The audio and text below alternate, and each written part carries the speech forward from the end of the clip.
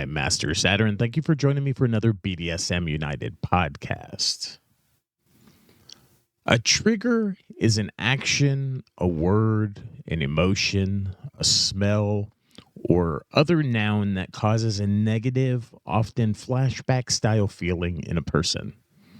They're often the result of abuse, trauma, or some highly negative, emotionally charged situation.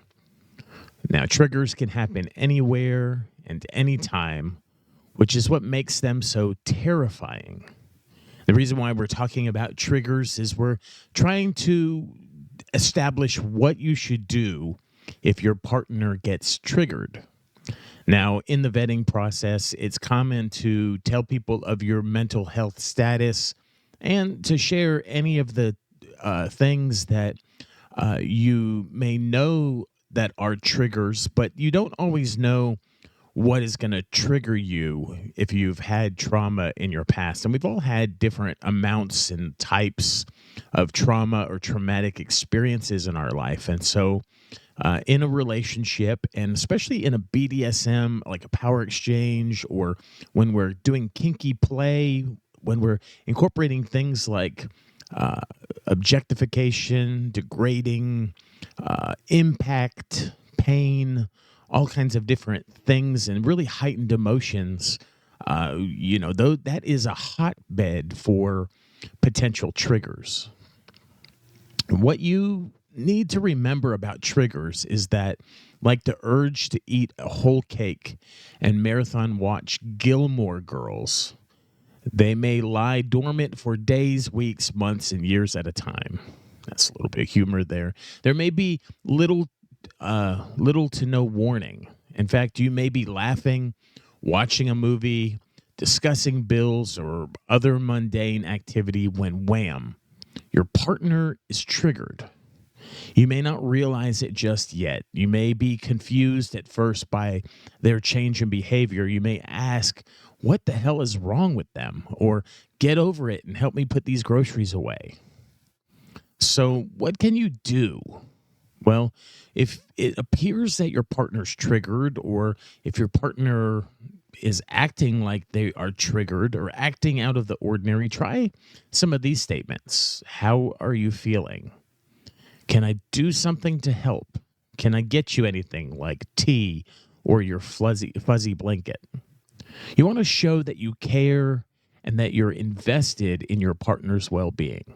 And it doesn't matter that if you could be a top or a dom and you could be triggered, or you could be a submissive or a bottom and be triggered in a scene.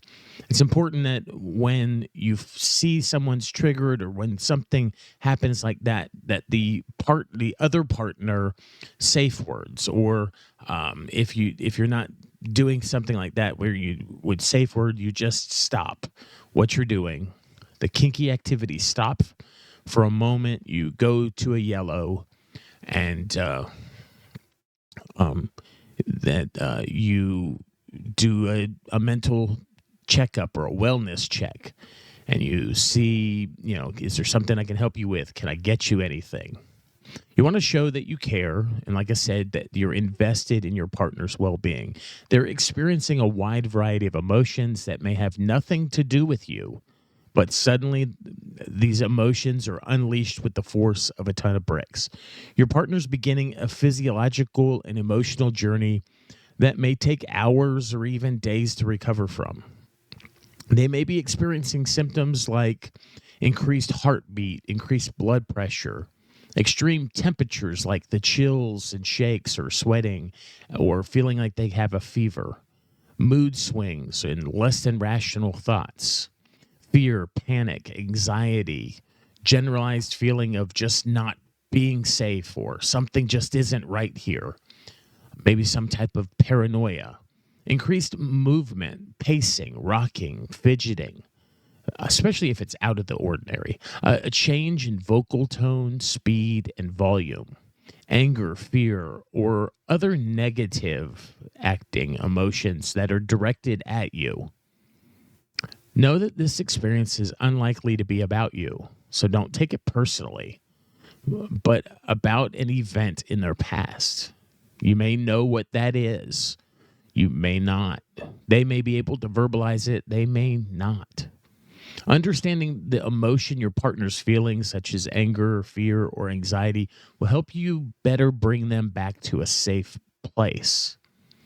And remember, you're not a professional. So if things get violent or things get out of control really, really fast, you may need professional help, or you may need a professional, someone who's a professional with conflict resolution to step in, whether that's a counselor, calling the person's therapist, or calling the police if you just absolutely have to. You don't want your partner to hurt themselves or others. Your partner may be able to communicate that they've been triggered, and you can begin the healing process. However, your partner may not know they've been triggered, and you may be called upon to test a series of self-soothing strategies until you find the right one, because saying, "Hey, calm down," is not as effective as you would hope. So let's go over an emotional first aid kit. This might include items such as a warm, fuzzy blanket, their favorite stuffies, delicious tea, or coffee, just the way they like it, a playlist of soothing songs that evoke a counter emotion, not Rage Against the Machine or EDM rave beats or something that could, maybe dancing, a favorite movie, a TV show, a YouTube video of kittens, actual kittens, cuddles, the gentle kind or the strong squeezing cuddles that feel like they'll never be let go. Pre-negotiated physical pain. Yeah, their kink can help. Sex and orgasms can help too. But, watch out for those because, if someone's in a mental state that is irrational, they may not be able to really consent during those times. So watch with physical pain, kink, orgasm, sex.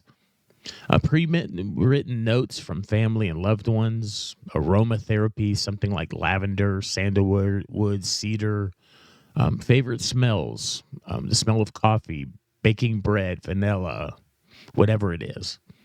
Yoga, coloring with crayons or colored pencils, breathing exercises, guided visualizations, journaling, crying or screaming, preferably into a pillow, running, chocolate, self-soothing movements such as stroking, rocking, and humming.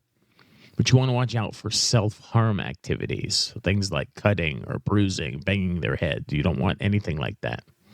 Go for a nature walk. Go to the zoo. Remember, this could take hours. It could take days. And so you may have days worth of different things of trying in this emotional first aid kit.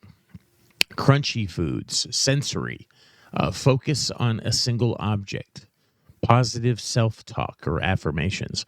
I encourage you, or even prayers. If prayer is part of your faith experience or part of your religious experience, then possibly prayer can help for you. We encourage you to make a list of items and activities for your emotional first aid kit so you can remember what kind of care to offer your partner. And if you are a partner, you may want to write up your own emotional first aid kit of things that you would find soothing if you were triggered. Your partner may also be tempted to act rashly during their triggered episode. Remember, this isn't personal. Keep an eye on them and gently discourage negative behaviors, things such as anger texting, vague booking, destruction of personal property, name calling, binge eating or drinking, or giving themselves a trigger-inspired haircut. After the storm has passed, your partner may feel a little shaky and need trigger aftercare. Reaffirm your value to them and what you like about them. They may be feeling insecure or vulnerable about what just happened. The trigger may have sparked another strong reaction, such as a need to assert control over one's environment or emotions. So if they're the submissive partner and they start asserting control, give them some grace. Don't try to reassert your authority over them or your dominance over them, but give them some grace. Let them feel like they're in control. When when the dust has settled, you can talk about it. And you can go back to your identities. Consistency is generally important in a healthy power exchange dynamic, but asserting consistency in when someone's been triggered or is going through an emotional thing, is not the time for consistency. It's the time for grace, forgiveness, letting somebody have some ground. Include in your trigger action plan possible side effect behaviors and contingency plans. Like floods and earthquakes, triggers cannot be prevented. But if you communicate, keep a well-stocked emotional first aid kit, and help your partner find the emergency exits, you can work to minimize the damage. Now you, too, can protect yourself against the dangers of triggers. I'm Master Saturn. I hope you enjoyed this BDSM United podcast. You can find our Naughty, Not Safe for Work and some BDSM educational resources there too. But our uncensored blog called Darkness and Light, you can find that at mastersaturn.com. You can also find our BDSM resources, all of our pages and things, all of their groups and the stuff that we do at bdsmunited.com. It was a joy speaking with you today. BDSM can be risky. Kink can be risky. And some of the risks that are involve the potential to trigger past trauma. And so you definitely want to be prepared. Anything can happen. And so if anything happens, you want to be prepared for anything. It was a joy speaking with you today, and I'll talk with you again soon.